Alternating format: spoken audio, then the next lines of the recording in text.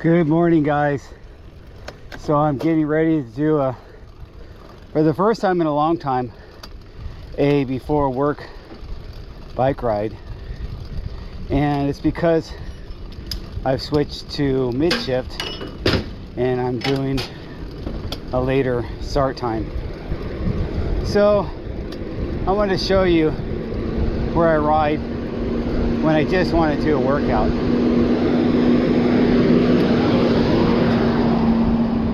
Of course, as soon as I start my video, every gardener in Pasadena is coming to do some work. Anyway, so I like to ride here. It's called Henniger, and our Henniger Flats, and it's the route all the way up to Mount Wilson. So on the weekend when I have more time, I'll go all the way to Mount Wilson. I don't do it that often, a couple times a year maybe. It's 5,000 something feet from my house, so it's a long ride, or it's a steep ride, because I'm not that far away from it. As far as I'm not that far down the hill, but as soon as I leave my house, I'm climbing, and you'll see the grade, how it is here. It's a really steep grade. I don't have my power meter pedals, but I'll switch those next time and do some analysis of how it looks on my power meter. But last time I rode it with my power meter, I set a PR for the most watts that I did in a mile or 2 mile. I forget what it was, something like that. I love looking at the tech. Today I just simple with my Garmin Forerunner watch. I didn't even put my bigger Edge computer on today, or my little one. So climbing is something that needs to be in your vocabulary and needs to be a skill that you have if you want to mountain bike or gravel bike and do it with some type of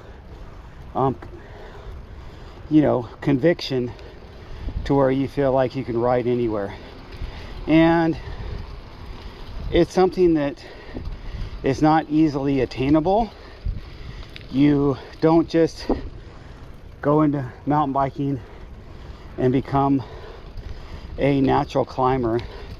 Maybe those of you that were trail runners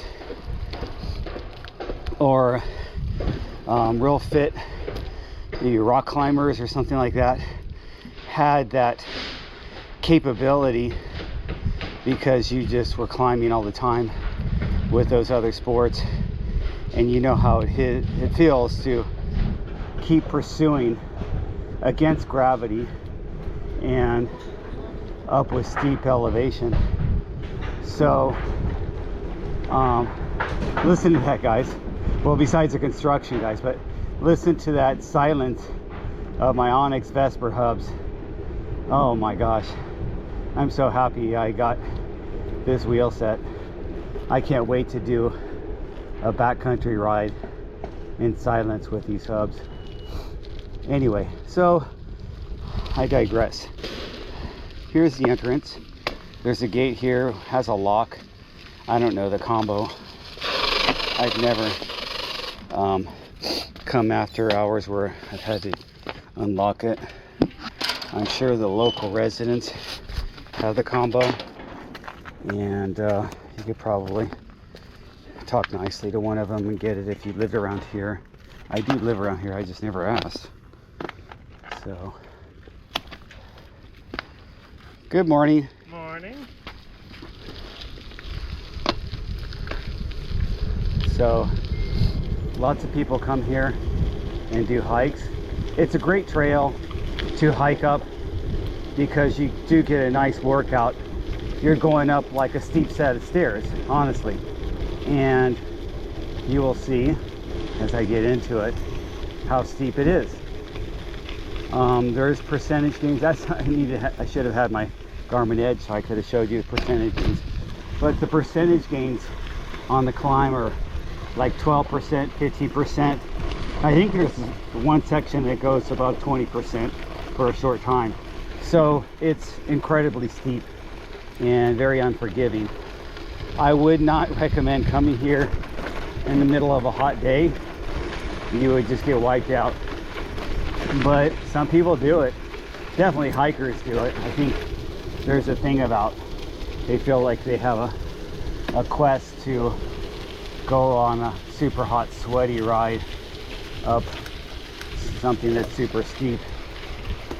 So I'm also doing a little bit of a shakeout. I've done another shakeout ride with this Garbaruk 1146 cassette that I just put on last weekend, and I did a very easy ride around the Rose Bowl. But today I want to do some steepness and really get this chain to marry. And I don't know if you guys understand that when you put on a new cassette or even a new chain, it has to marry to that cassette or chain, and it'll take a while sometimes for it to feel like it's just smooth and shifting properly. Yes, you can keep adjusting it, but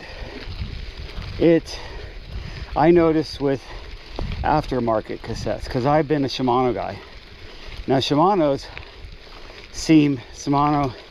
HG cassettes seem to glide and feel smooth right out of the box, even when you're not using a Shimano chain, which I don't. I use a KMC, but I used to use Shimano chains, and literally either chain right out of the box, it was slippery smooth.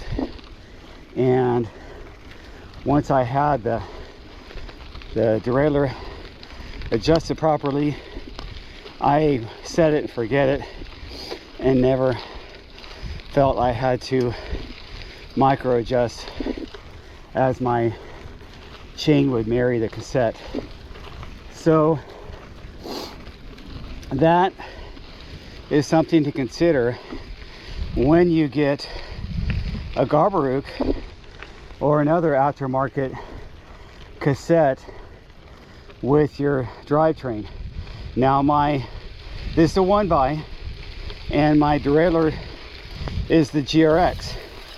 GRX, for some reason, Shimano recommends that you don't go above 44, and this is a 46.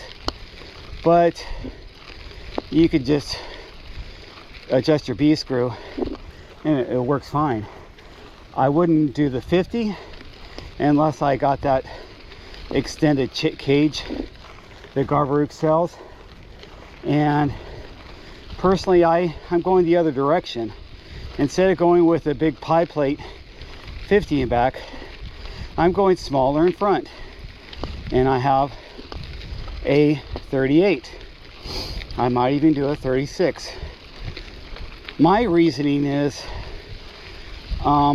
the stretch of going to a 50 with a 40 or 38 front ring is, number one, it's a lot of chain, and number two is I'm right in here where I live, and I've never found myself on flat or slight declines where I'm pushing watts in the 11 with I had on here, I had a 44.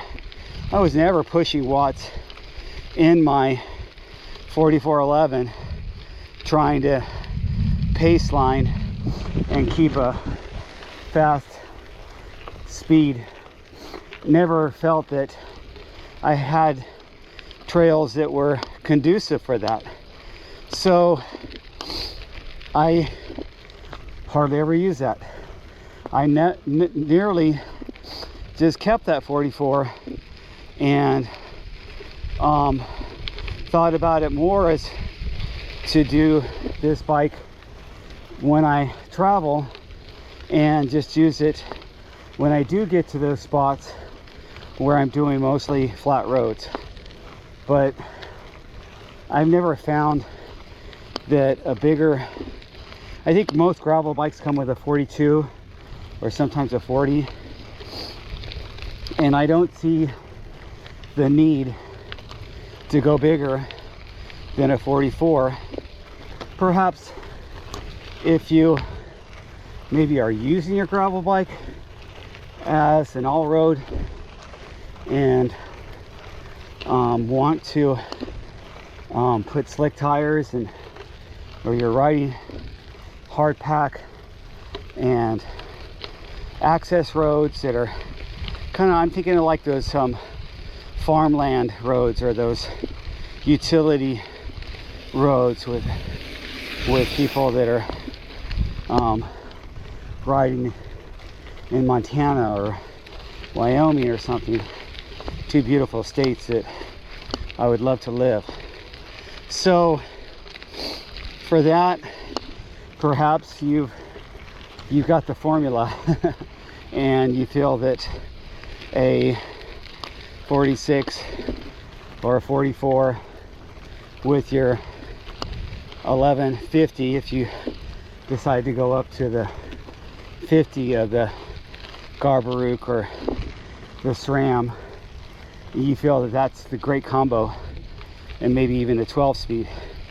But I think it's just hype and just buy new shit type of attitude that the bike industry shoves down your throat. So I say get what you got and ride the shit out of it and decide if it's working for you on your trails. Don't be sold on what I say or what anybody else says about what is a good combo. Kind of like with my single speed gear ratio videos, those seem to get a lot of comments about what ratio I'm using on my single speed, and I'm wondering, you don't live here, you're riding a different bike in a different state or country on different trails. How does what my gear ratio apply to what you're doing? I don't know. Anyway, enough ranting about that. So this is it, you guys. This is the trail. This is how it looks for a couple miles. It's 2 miles, a little bit longer of this, and then you get up to the ranger station called Henniger Flats. So when I get up there, I'll make another video and show you my Garbaruk setup with my small wolf tooth 38 round ring. I did not go oval, and how I like it. And I did not go Garbaruk ring because I like wolf tooth, and Garbaruk does make great stuff, but if I can get it from a company that I'm already familiar with, I will source them first. And that's why you see a lot of wolf tooth stuff on my bike. I like those guys, and I think they have great products. But so does Garbaruk. They're really rapid to get that cassette to me. It took like a week, and it's really nicely done. And it does, oh, here's the thing, and I'll talk about this more when I stop.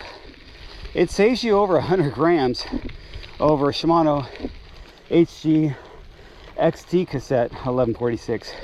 So the same gear ratio that you would get in the Shimano, you save 100 and something grams over.